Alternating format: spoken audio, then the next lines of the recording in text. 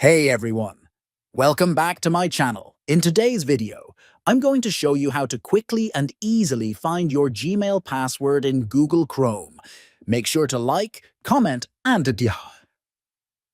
subscribe for more tech tips. Let's get started.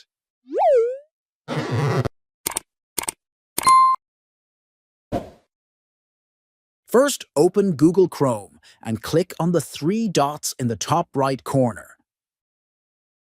From the menu, go to Passwords and Autofill. Then select Google Password Manager. Once you find your Gmail account, click on the eye icon next to it.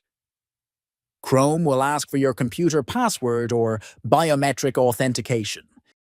Enter that, and you'll be able to see your saved Gmail password. Remember, this method works only if you've previously saved your Gmail password in Chrome. Always keep your login credentials safe and secure. And that's it. Now you know how to find your Gmail password using Google Chrome. If you found this video helpful, don't forget to give it a thumbs up, share it with your friends, and subscribe for more useful tech tutorials.